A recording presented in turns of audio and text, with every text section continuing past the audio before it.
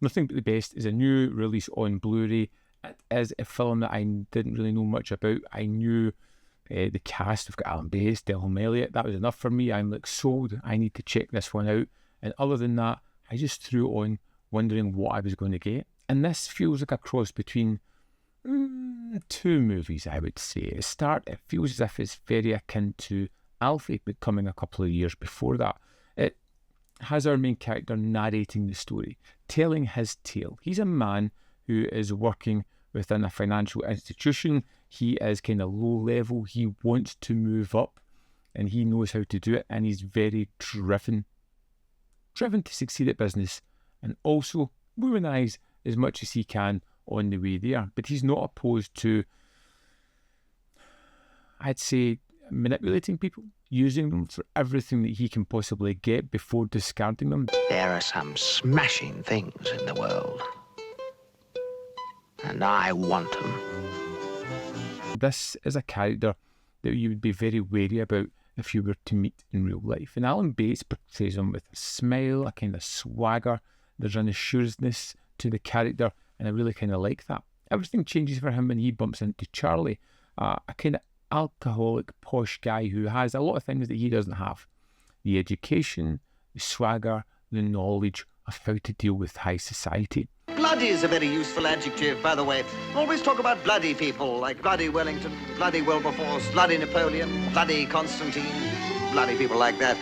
Jimmy decides that it's time to maybe employ him, get him close to him and try and learn as much from him as he possibly can. Try to learn how to speak to other people. Like I said, Jimmy's a manipulative character. He's willing to do whatever is necessary to succeed in this world. And I kind of had a feeling where we were going. There's a kind of romantic twist to this one. There's a kind of carefree nature to it. It's fun and bouncing along. But then there's a turning point. There's a turning point in this film where everything grows dark and foreboding, and it takes a turn into a different kind of film altogether. And I would say that's most akin to American Psycho, because you realise that Jimmy is twisted, dark, capable and willing to do whatever is necessary, and he will do that. It is therefore my duty to arrest you on a charge of willful murder. I must warn you that anything you say may be taken down and used in evidence against you. And when he kills off someone that is in his way, he's stuck with the pressure of that mounting on top of him for the rest of the film. But not in a way of guilt, but more in a, I don't want to get caught because I am now on the right path to succeed, and I am going to succeed. Nothing will stop me. There's a couple of great performances in here. Denholm Elliott as the kind of drunk, rich, preppy boy is, well, it seems almost like typecasting. It's a character I'm sure I've seen him play many times before, but there's a kind of excellence in that portrayal. He fits it so well. I don't know whether I should... James, you got any money? I've had rather a bad day. Alan Bates is terrific. You get this feeling that everything on the surface is just a facade. It's just to manipulate a situation. He will say many times in his own mind as he's dealing with someone, they've got to go. And you're never quite sure if it's in a nefarious sense or just get pushed out of his life. Either way, they're going to be cast aside when he is finished with them. Nothing But the Best is a quick and tonally unusual film, playing for kind of laughs and jokey situations. It moves into that darker second half, which I really did like, because it kind of shakes things up a little bit, makes it a little bit more fun, makes it a little bit more exciting, adds a lot of suspense and tension into it. And there's one of these characters who is sociopathic. You kind of like Jimmy. You want him to get away with it. You know he shouldn't. You know if there was someone like that in real life, they would have to be caught. You'd need them to be caught. But you're hoping for some reason that Jimmy can just maybe get away with this one, that everything's going to be on his side.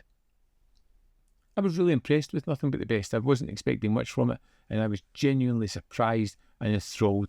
And a lot of it's down to the main performance by Alan Bates and the twists and turns that the story has along the way. Let's dive into the disc and have a look at some of the extras. Here we are in the disc for Nothing But the Best. Let's go to the extras. First up, we have The Best of Everything, interview with Frederick Raphael, and this is the writer of the film. It runs for 16 minutes and 14 seconds and talks all about the creation of the script and the kind of freedom that he had to translate and make this story, with working with the director, with giving his suggestions on casts, talking about working within the cinema industry at that time as well. Next up, we have University of London interview with Clive Donner, which is 28 minutes 49 seconds. I think it's coming from 1972. Very in-depth conversation about a lot of the thematics and social interesting topics that comes into his films and what makes the artistic choices more valid for him. Then we have the original trailer, and that's the extras for Nothing But the Best. There we have it. Nothing But the Best is out soon. I would suggest picking it up. It was a great watch. It was unusual, different, a little bit ahead of its time, and something I would thoroughly recommend. I'd love to know your thoughts on Nothing But the Best. If you've seen it, let me know in the comment box below whether you love it, hate it, feel somewhere in the middle.